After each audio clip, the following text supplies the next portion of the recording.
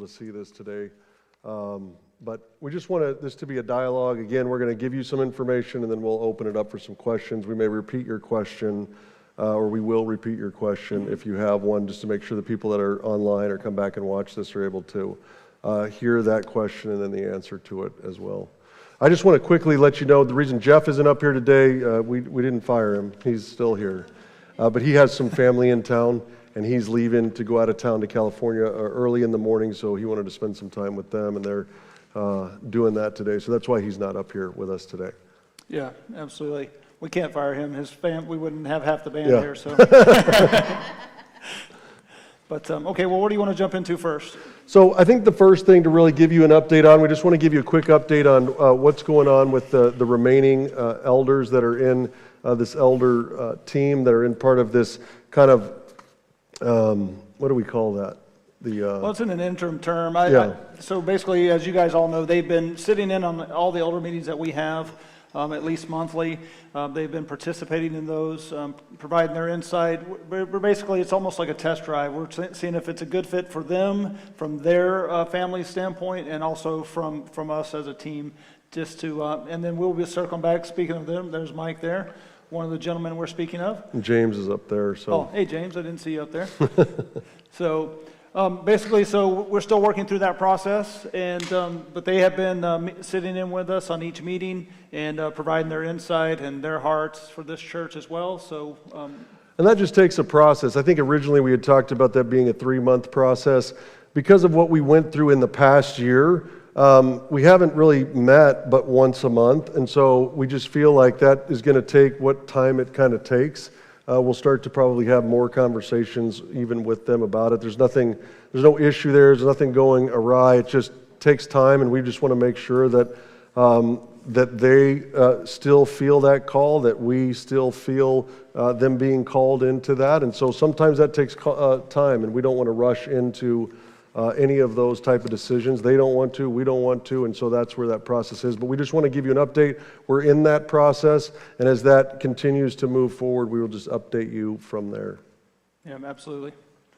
Okay. Yep. What's our next item? I know the agenda, but I don't know what order you want to tackle these things. Yeah, so I just want to give you kind of a couple informational updates about where we have gone. So this is our meeting for first quarter. We had done a meeting last quarter, just giving you some updates of where we are. And I just want to tell you, talk about some of the progress that has been made here. And so when we started to regather after COVID, we came back from COVID, we started regathering with total on campus at that time at about somewhere in the mid-60s we were consistent about. And that was all people on campus with about, I would say maybe around 30 to 40 online maybe at that point in time. It may have been a little bit higher at that, maybe in the 50s. And so what we've seen happen over the past several months is we are growing substantially. Over the past 4 weeks, we have been in the 90s, almost to 100 a week here physically on campus. And so God's doing some really cool things. People are coming. The ministry is expanding. And I'm sure you see the new faces that continue to come, and people seem to be coming back, returning when they visit. So that's very encouraging. Also, our online has continued to grow. We have probably an average, depending on the week, anywhere from somewhere in the mid-40s to, 80s, I would say. It just depends on the message. Yeah, and it's hard to figure those things out, right? Because there may be a family watching at home with 2 or 3 people, or maybe a single person watching it twice, or so we don't know exactly what those metrics look like, but we're looking at a trend. So you're talking basically the trends that we're seeing in those analytics. Yeah.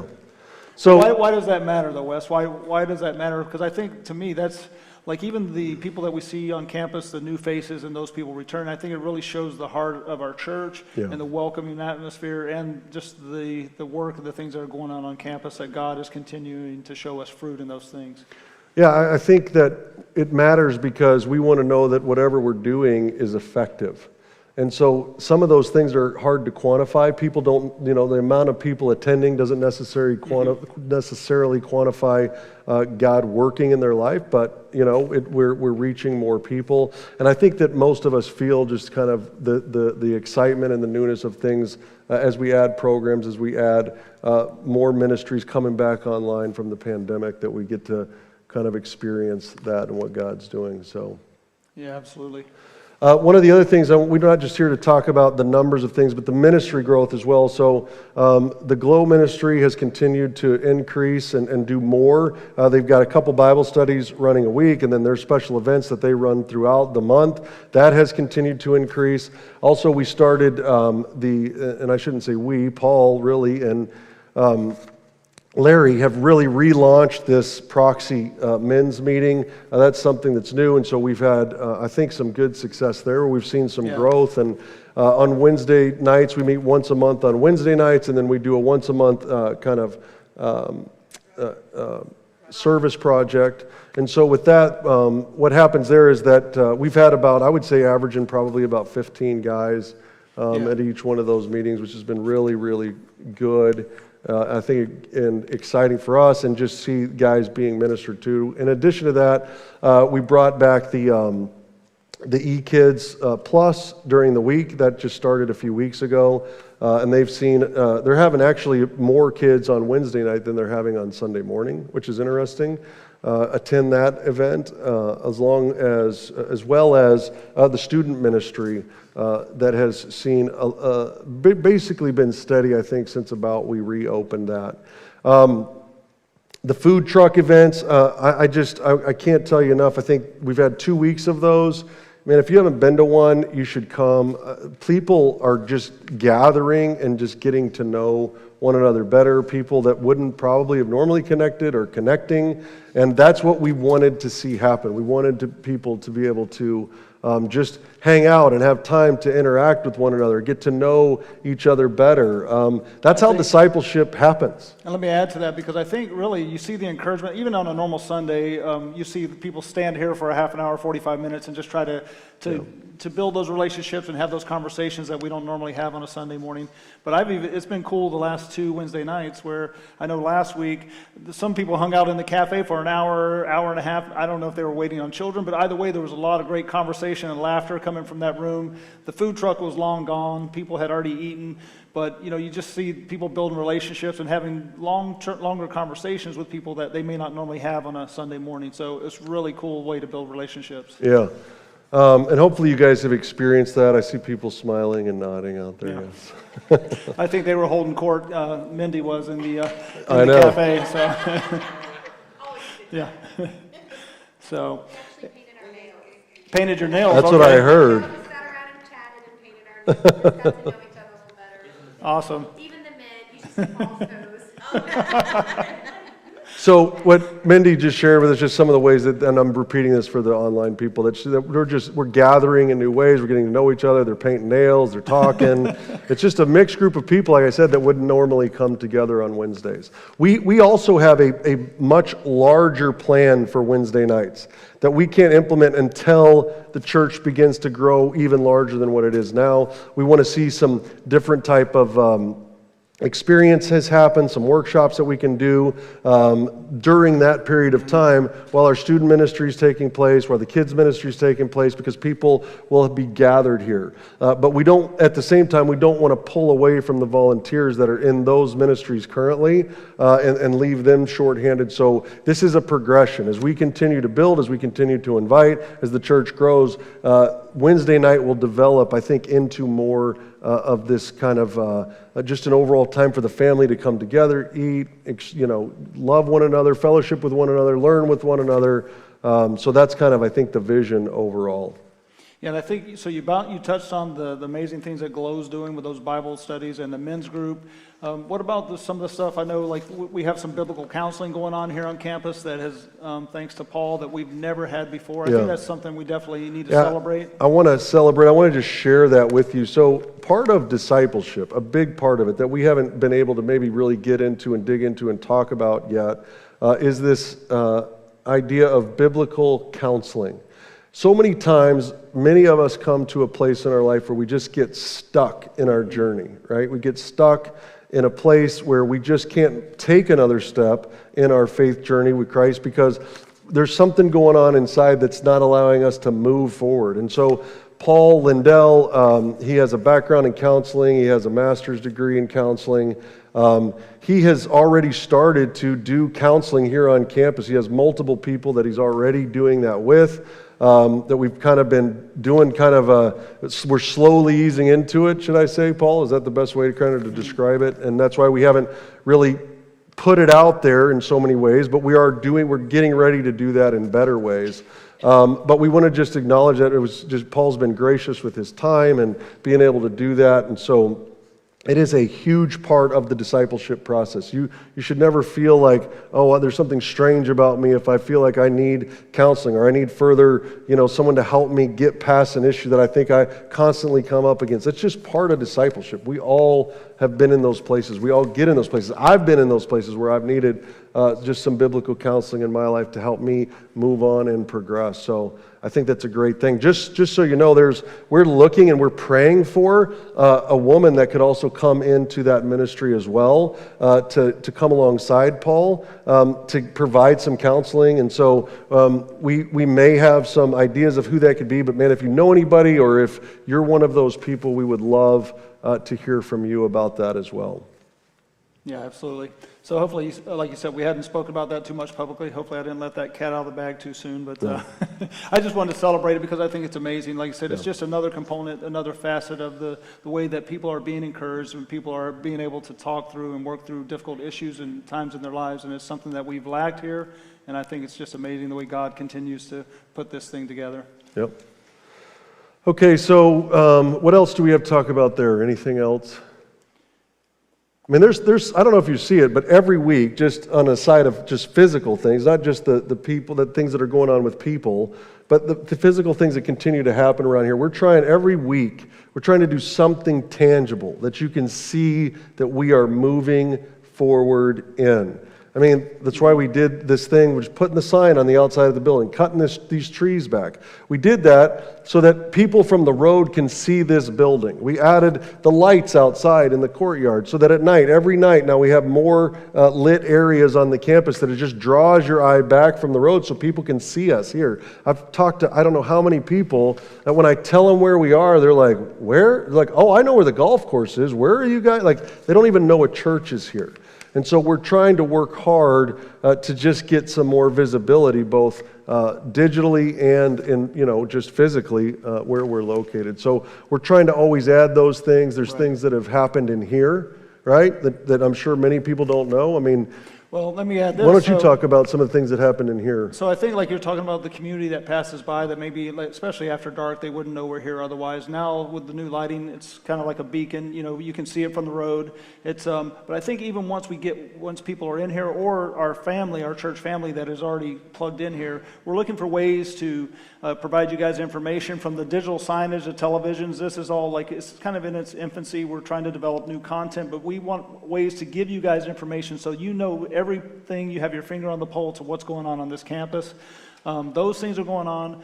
The tech team has been working really hard to improve the online experience so that people see the lyrics in a way we call it lower thirds. It's like it appears in front of the musicians, so someone at home can sing and worship and still see the musicians on stage leading in worship. We just continue to look for ways to improve these experiences so that people can, whether you're here on campus or if you're tuning in remotely, you can stay connected and have the full worship experience.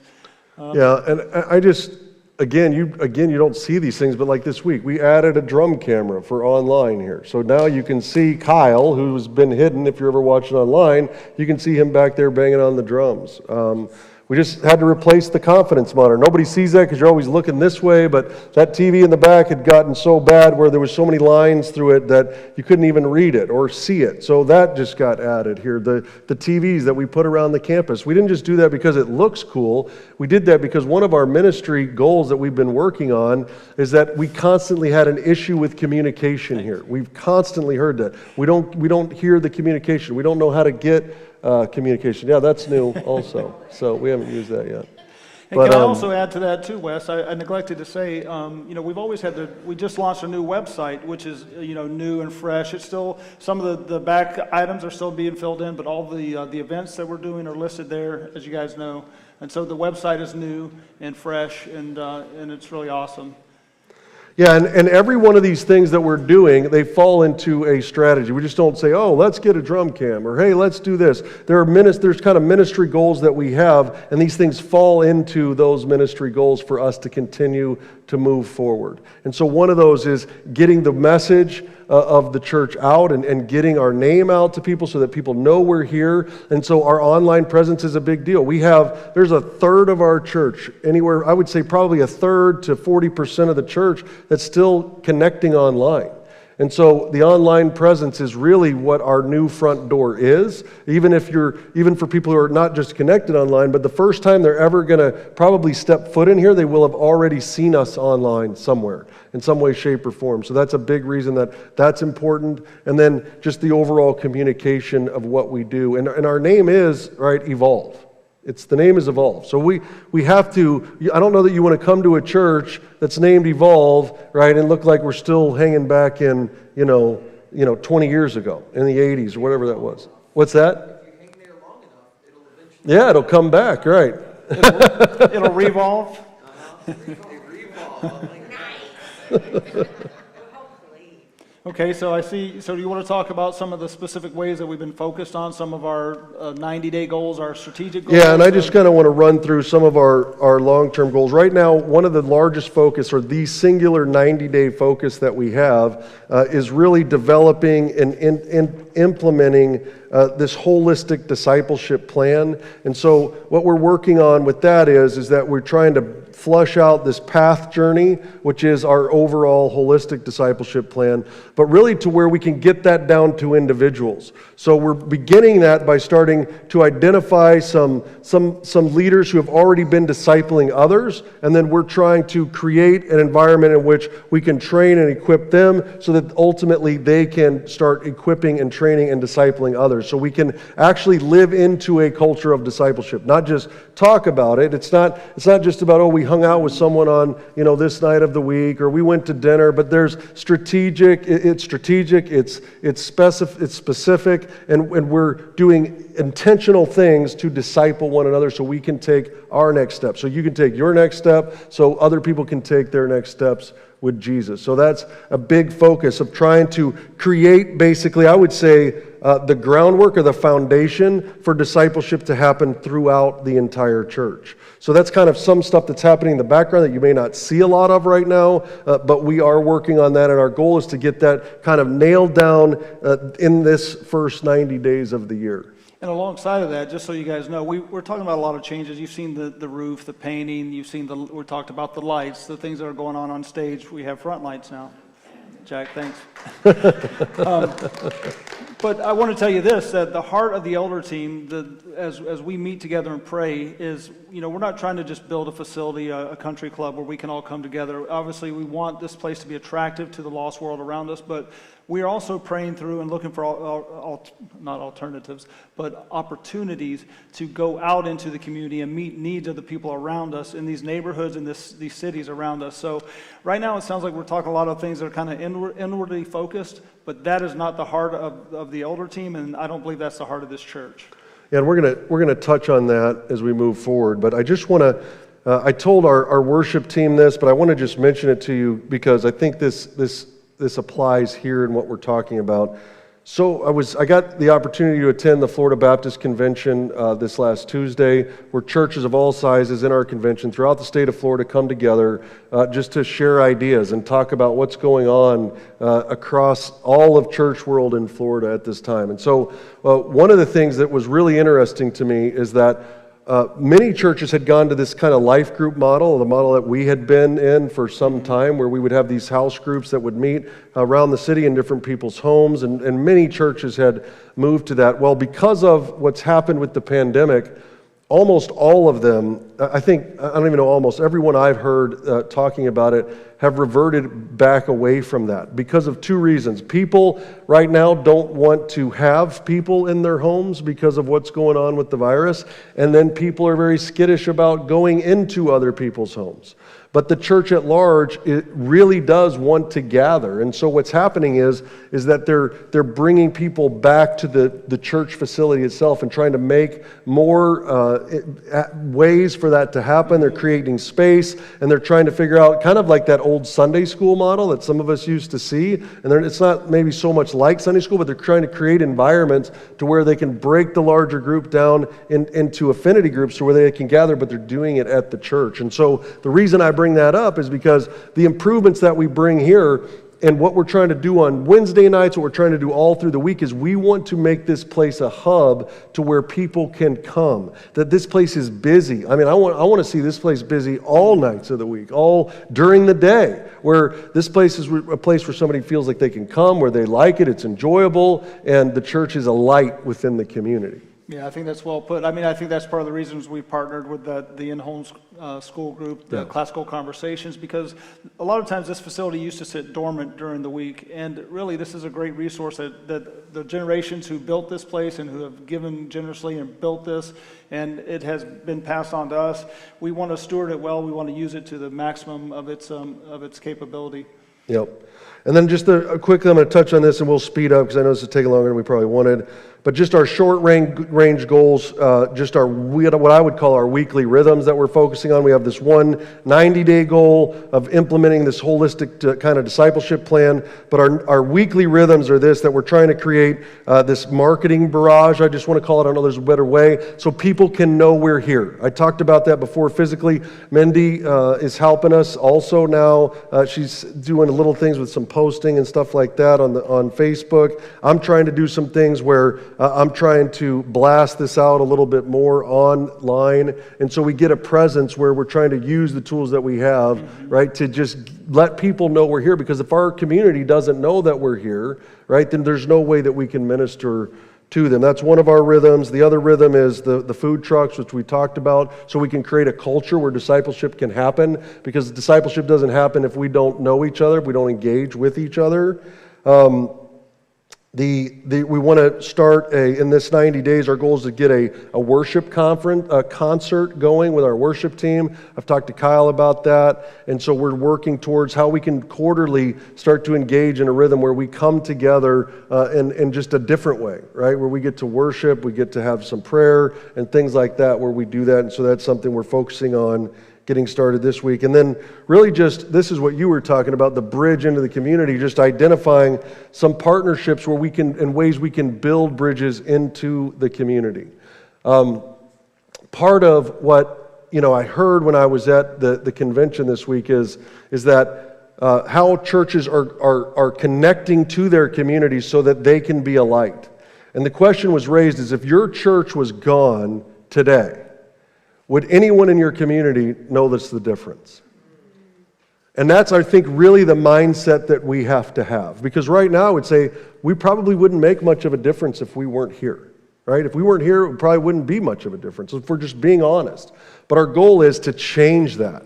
That we have to, re-engage with our community so we are a light, so that we are a shining light. So people are like, man, if Evolve left, oh my gosh, that would be a huge void. We got to have ways where we do that with, bringing back things like our food bank ministry, right? In some way, shape, or form. Ways that we connect with Spring Lake. I mean, we have an avenue into Spring Lake that I don't think any other church has right now, because of some of the things that we've done with them over the years, and we want to build that relationship. So, and there's many other ways that we can do that. Can I tack on to that real quick? So Wes actually told me that when you came back from the conference, you told me about that, and I think I woke up at 5 o'clock in the morning a few days ago, and I would just like to lay this challenge to you guys, as we always talk about, our congregation, our church family, giving of our time, talents, and treasure to serve other people.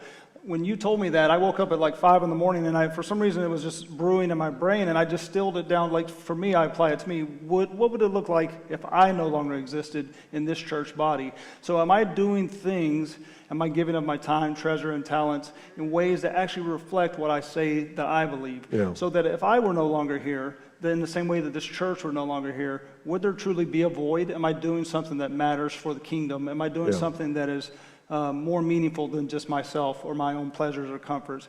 So I would just give that challenge to you. If you let that float through your brain, like, what is your role in this family? If I know many of you give so generously and that stuff, but I just want to challenge you to think of it in that way. The same way that this larger church body is put here for a purpose, each individual is put here for a purpose as well. Yeah, that's good. Okay, so we're going to move on. You all got the budget sheet that was handed to you. Did anybody need it? Anybody need it? We Bring one have too. copies up here. If you don't have one, you can come up, just walk up and grab one. If you don't have it, you're more than welcome to take one with you. Is it possible to bring the house lights up just a bit? The writing's kind of small, I don't know. And obviously, as you guys recall, if you read the, yes, exactly, you're trying to trombone over there, Sandra. But when you signed the bylaws, like before we were involved, we never had really, well, we still don't have business meetings, we didn't take votes. But this is part of our new bylaws where the church body will review the annual budget, but we're not asking you to actually vote today, right? We're just going to review it. You can take it home, digest it. We'll actually have some time for you to digest it, have questions and answers, and then we'll take a vote at a later date. Yeah, we actually now, just to remind you, there's only a very couple minimum things that we vote on. One of them, the consistent one, is we approve the annual budget for the church as members. We're all in that process. So we put it together, then we put it to you, but there's a time frame. So we're not asking you to approve it today. We've given it to you in 3 weeks. We'll come back just very quickly. We will vote on and approve, hopefully, the budget.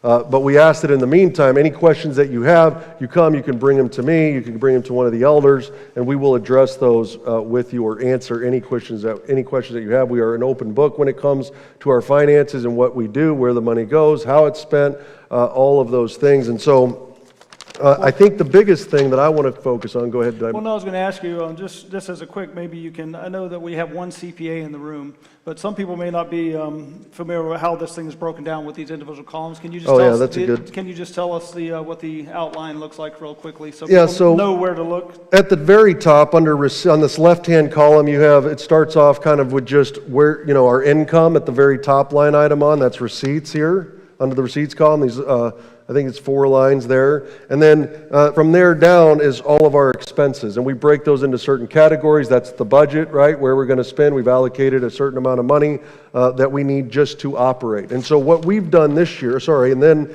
it's broken out going down this way by month. So then we break those, we allocate those expenses out by month to ultimately come up with an overall budget. And what we've done here is, and what I want you to kind of explain to you, because I'm not going to go through all these line items, that would just take way too long, but we've actually narrowed the budget from where we were last year. We've gone through, we've cut it everywhere we can because we know what's going on with the pandemic. We've tried to cut expenses where we can, but still do things in a way that still moves and progresses us forward. So we feel wholeheartedly that this is the minimum we need to operate and to exist the way we are right now and still get the name and move forward to some degree, right, in the community. And so all of this, right, boils down, and I highlighted it in green at the very bottom right corner, is where it comes down to about $320,000, right? I mean, that's where we sit annually. That's what we need to operate as a church so that we can keep the lights on, so we can keep the air conditioning, so that we can continue to do all of the things that we do to move forward. I mean, and some of those things, I mean, like you brought up a good point. I mean, like, what does the electricity cost here? What does it cost to do all the things that we do? I mean, our electric bill, runs between $1,200 to $1,600 a month, just for the electricity at this facility. So $15,000 to approximately a year. Exactly. Yeah. And then that doesn't include, some things run on gas, and there's other pieces that go into those utilities, our phone service and things like that. So, I mean, there are some large expenses that we have here, and that's why when you see us doing these generosity moments, and you're like, well, how does a group, women's group, how is that generous to the church, right? Because if women got together, well, that's not generosity, but it is. Because if you don't give, right, and if we don't receive any gifts to the church through tithes and offerings, we can't turn the lights on here. We can't do anything. There's no way for us to even come together here because this place wouldn't exist without your tithes and offerings. And then the other thing is things we've added just to be good to our volunteers. We want to be very good. We want to be generous in every way that we can be generous to our people and to our community. Like on Sunday mornings, we started providing breakfast for our volunteers. Why do we do that? Do we have to do that? No. We never did it in the past. But there's something about when people wake up early on a Sunday morning that are so committed, our worship team, our tech team, the people serving in other ministries, in the kids ministry and student ministry, right? That they're giving of their time, right, to come together, and we want to be generous to them. We want to say, hey, we know it's a sacrifice. You're sacrificing from your family. You're sacrificing your own personal time. So we want to be generous. We want to create a culture of generosity. So we have, in order for us to do that, then we want to be generous to other people. And some people may not realize on a Sunday morning, if you come at 10 o'clock or 9:45, that some people, I mean, are generally, there are people here at 7:30 in the morning on a Sunday making preparations so that all of the things that need to happen on a Sunday service are properly done. So that's why we say, like, we're providing breakfast, because there are people here at 7:30 and then others arrive at 8. But if you show up here at 8 o'clock in the morning, there's probably 20 people already on this campus doing various activities to make sure that the things that are on the stage or that are serving the people that come through those doors are already underway and being taken care of. Yep. So that's the reason that we are trying to provide that to those volunteers. Yeah. And then just the other thing I'm going to point out on here. So that's the need. The need is in green, the 320,000. And I think it's funny that it ended in 911. I didn't do that on purpose, but it ended. It's 32911, right? Because we are in a little bit of a 911, because just below that you see the deficit, right? Well, the reason there's a deficit showing on this page is because the income is unknown at this point. I mean, we really have no idea. We can't even go back historically at this point, because this church has changed dramatically over the past year. So we can't even go back and say, oh, well, we know based on last year. Well, based on last year, number one, with the pandemic and the changes that we went through, I mean, we can't even look at past years. So this is purely a guess, and I've guessed at kind of where we've gone, and the elders have looked at this, and we've kind of gone over where we think we're going to be from a revenue standpoint, from a giving standpoint, on what we receive. So we don't know where we're going to be. We know what the need is right now. And so that's kind of why you see this deficit. The other thing is that that I just want to share with you is that there is a rental income line item under the receipts. We do receive some rent here. We have a Spanish church that meets every week here at this facility. They meet twice a week. They meet on Sundays and they meet on Tuesdays. They pay us $1,000 a month to do that. In the past, it had been $300. It was supposed to be $1,000. We had reduced it, and we've raised that back up because we're like, man, we just are not in a place to do that. We'd love to give it to them, but we can't right now. So we've brought that back up. So that's $12,000 a year. And then the other thing you may have seen is these Splenda trucks parked over here. This is our property over here in the corner where the mulch is laid. That was a blessing in this time. We've basically rented that little section out for $750 a month for them to park their trucks there. And so that brings us a little more income. So those two things together give us a little bit. We do get a very small amount of money from the school. It's only like $2,000 a year. It doesn't even cover the expense really of just what it costs to turn on the electricity to do that. But we want this place to have people here. We feel like as an elder team, it's worse for us to let this place sit with nothing happening than it is for us to be able to do something. So that is a very small amount of income that we get also. So again, look through this. We're asking you guys to approve this. We feel like this is where we need to be. We feel like we've cut it every way that we can. I think the only line item that increased this year was really under marketing. And the reason we did that is because we need to spend a little money to get the name of Evolve out into the community, because we really have had no presence. And so that's really the only place that we've increased in a small percentage to get the name out for the church. I thought we were doubling my salary. We did. We tripled it, actually. 2 times 0 is still 0. So, okay. Okay. We did. Yeah. Sorry, I don't mean to digress and waste time. I just. So again, look at this. I will answer any questions that you have, or any of the other elders can answer any of those questions as well. Yeah, and if you do have questions, you can always email them to Wes at iofall.church, or the elders. We still have a team email that we all get a copy of. It's just elders at iofall.church as well. If you have specific questions, And we'd be happy to, this document is always available as we track throughout the year the money that's actually received and spent. We used to have this paper in the cafe.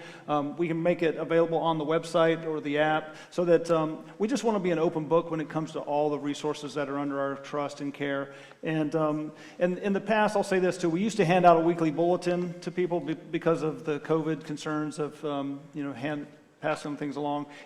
If you ever want to know, like on a weekly basis, like you used to see, if we're $300 in the surplus or we're $300 in arrears for the week, the weekly bulletin still exists. It's just in the app on the message of the day. If you go in there, the weekly bulletin is there, and you can view all that information there as well. So we just want to give you as much information as we can, so that we are all on the same team. We're all pulling in the same direction. Yeah.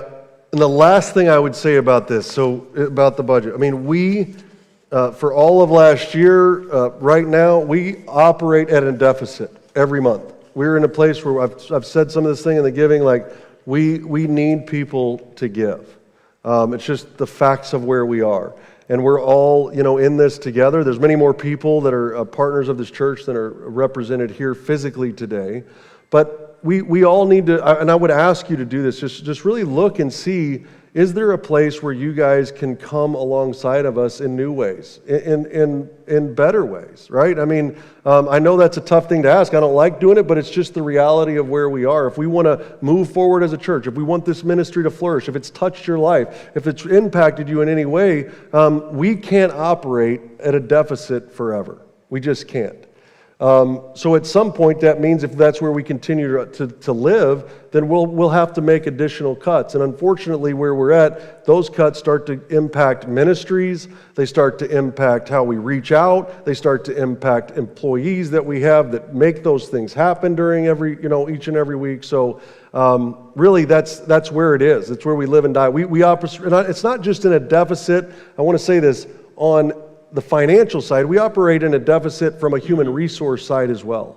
And so there are so many areas that we still need people to come alongside and to serve and to get plugged in and really help us. And we are open to doing all of those things. Our tech team, the student ministry, the kids ministry, back in the worship ministry even. We have guys that are up here every single week because we don't have duplication in our worship team also. So those are things that, man, we can't help but ask you to be willing to invest your time, your treasure, your talent, and then invite. Because that's the other way that is going to really move this church forward. I mean, I don't know that all of us can sustain, where this is. I think we probably could, but that's not what we were called to do either. We're called to grow the kingdom of God in this context. And so invite. I know for me personally, in years past, that was a difficult thing to do because of the way the facility looked, because of some of the inner things going on. But I can tell you right now, I mean, I love inviting people to church because of just, it's good. It's something that I think has a lot of goodness to it that we're excited to bring people to, so. Absolutely, and I know that you're talking about deficits, and I think, you've seen some of the changes in the way the money's being spent.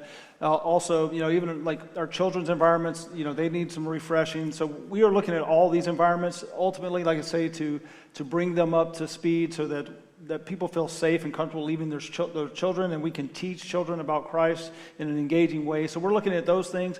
But the reason I was trying to transition to that is because I wanted to talk about this thing that's sitting right here. Yeah, because we'll end with this is where we're going to kind of end, yeah. Okay, yeah, do you want to talk about, is there anything else that we want to open the floor to questions? We will, let's talk about this, and then we'll talk about questions. Okay. Answer questions. So I don't know if anybody had a chance to come up and sit in the chair here.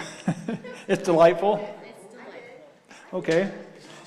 Interesting. Well, so the reason this chair is here, and for those of you online, I guess if you want to come up sometime during the week and check it out, basically, this space that we have here with these beautiful pews, I think they've served a purpose, but we have a vision that it's like the other night when we had a movie night planned here, an outdoor movie night, and we had a nice turnout, and we had planned to be outside. and the weather did not cooperate. So this room, the way that it is currently set, is very static. It's fixed in stone. These pews are, first of all, heavy. Secondly, they're lag bolted into the floor. But if this room had chairs rather than pews, then it would be very versatile. So we could move the chairs, stack them. We could do an indoor movie night right here. We could host different events in this room. What else? What are the kind of things that we talk about? Well, I mean, just like, so we have to, like I said before, we're transitioning back, like many churches, to where things are happening at the facility. And we're not just trying, look, we don't want to spend some more money just to have something else new here if it doesn't serve a purpose. I think we all agree that we could get by with the pews longer if we need to get by with the pews.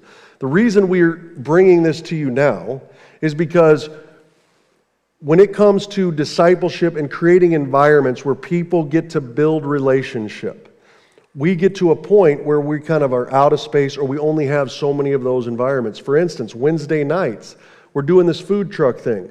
Well, the minute it starts raining every night that we're going to want to do it, or it gets too hot and it gets too muggy, we don't really have a place for us to meet here and do that, because our student ministry is meeting in their environments, both in the E-Kids building and in the FAR building and the juniors building, and that only leaves us here, and there's no place for us to gather in a larger group. With chairs, it would give us the flexibility to put chairs in here. I mean, like we said, to have a men's meeting where we're not always in this, two pews, or kind of how we are now. So that's why we're bringing this to you, because we really want to do two things really that are big on our radars moving forward. We want to do chairs because we feel like it makes this facility right here way more usable.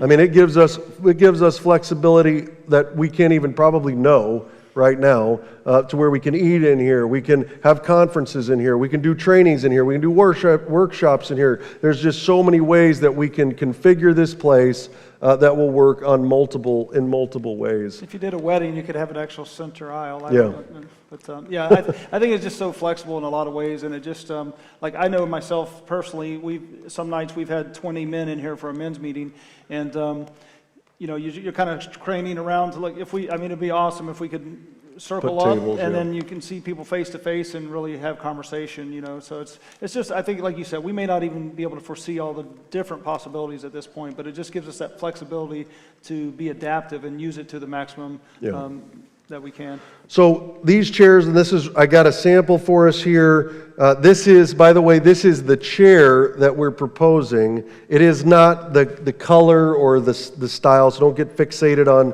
oh, I hate that color or this or that. That's going to be a whole nother decision that we'll compile some people to help us make, because this is a big investment. Yes. Yeah. Women, yes, okay. Exactly. We agree. Yeah, we don't need guys picking the chairs. My wife already told me. She's like, "You can't pick that color. There's no way." So I don't want to be involved in that. I don't want to get blamed for the color of the chair. But what we got this for is, but this is the chair. So we want you to come, feel it, sit in it, look at it. These chairs are made well enough to where they're going to last. Well, the last thing we want to do is buy something cheap that isn't going to last for a number of years. So this chair, I think is a great value because it's not incredibly expensive. This chair is like $49 a chair, but it's welded, it's powder coated, they're made to stack, that we can put them in without getting scratched up. They have a thing to place a Bible if we ever go back to that, underneath, place to set a communion cup. They got a pouch to tuck something in. They connect, so you can connect them like a pew would, so they don't move around when we set them in there. So come up, feel it, touch it. I got a book here laying too. There's different frame samples and fabric samples in it too, if you just wanted to see it and see what that is. But we feel like it's a rated chair. It's rated for pew use. It would be a long time. The way it's built, it's got like some plywood in it so that it doesn't break apart quickly and all those things. I'm probably getting too in the weeds. I know. I'm sorry. But anyways, it's just we don't want to buy something too cheap and then we're replacing it over again. So what this expense would be is about $10,000. The reason is these chairs are $49, say call it $50 a chair. That's without shipping. And then we need about 200 of them to get started. We think this seating right here, I figured it out, is about 205 seats. That's where we think we would start. And then from there, we would be able to, as the church grows, we will be able to add more chairs at a later date, but right now that would be probably a good start for us to do that. So that comes to about $10,000, and then there would be probably some shipping costs in that. The second thing that we're asking to come to you with is this, that any of you who've worked in the eKids building realize, I don't know if you've realized, but go in there and look up and you'll see that that ceiling is in a really bad mess. I actually, when we had a fire inspection here a couple months ago, we had to take down some old lights that were in there that were not, that were kind of temporary put up there. So I went in there one morning to take them down, and half the ceiling fell in on me. Being a big chunk. I mean, I'm exaggerating pictures. I half, won't but put that on the a big website. chunk fell down, and I had to quickly kind of just come up with a way to just tack that back up there. But we really need to take that down and then just drywall that ceiling. And we can't, because that's such a big issue, we want to do more things in that building. The carpet needs to get replaced. That ceiling needs to be fixed. There needs to be a coat of paint on the walls and the light fixtures and all those things. But the first thing is that ceiling, because there's no point in doing any of those things without fixing the ceiling first.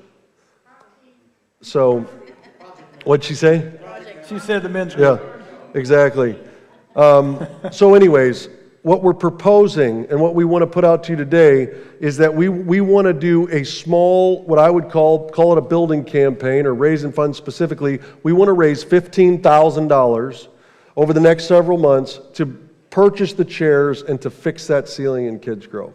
That would be over and above what we're proposing in the budget. I know that's a stretch, but I feel like, and I know that we can do this. We've done so many things. God has been so gracious to us, and that we will really see some benefits and be able to use these facilities in brand new ways and continue to move forward. We don't want to get stuck where we were for so long, where things don't move forward. And we turn a blind eye to things that are decaying around us. I mean, we realize that these environments have needed attention for a long time. We've been a part of that.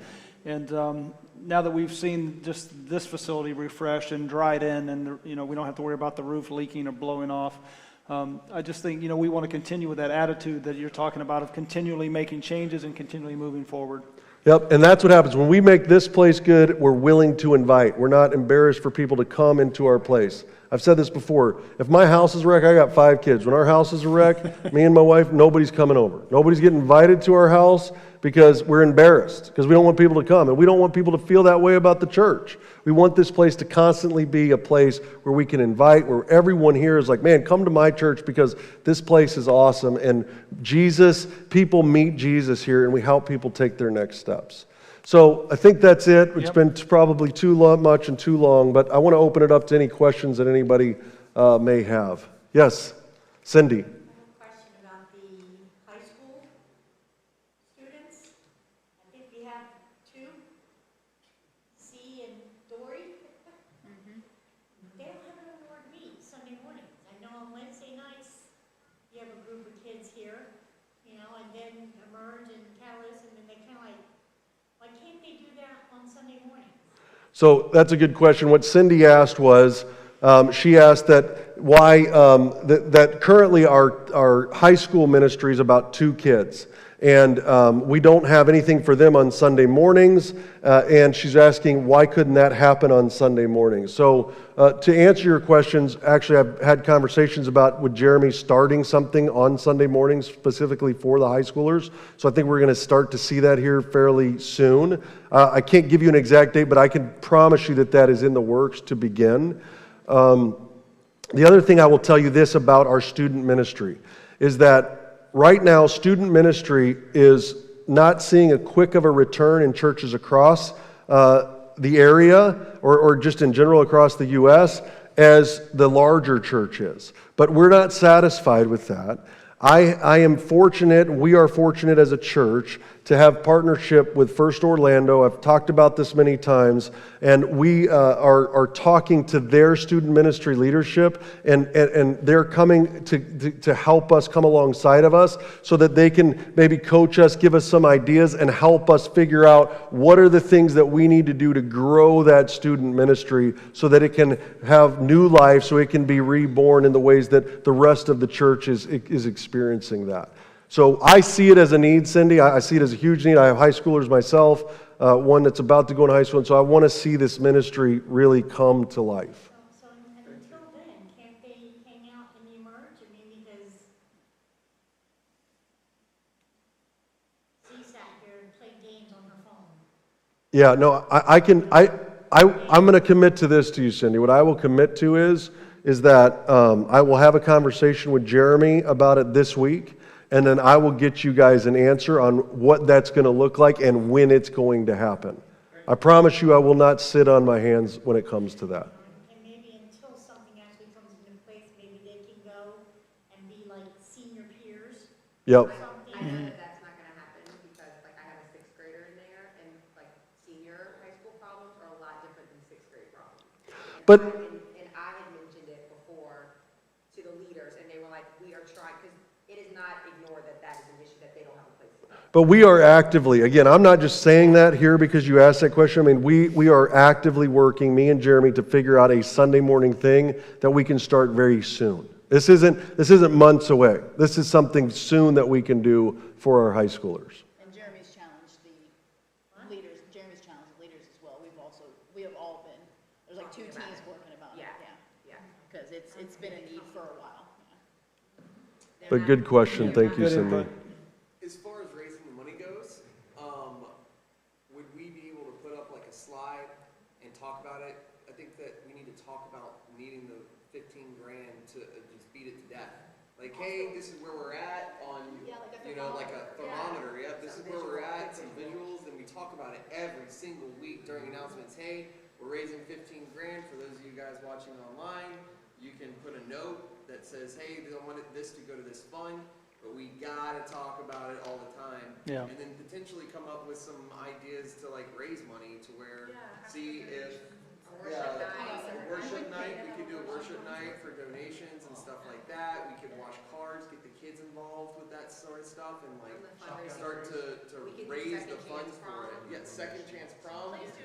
Yeah, I think those are absolutely. I agree with all of those things. So what Daniel said is that we need to talk, if we're going to raise $15,000 for the chairs and this E-Kids ceiling repair, that we have to talk about it a lot.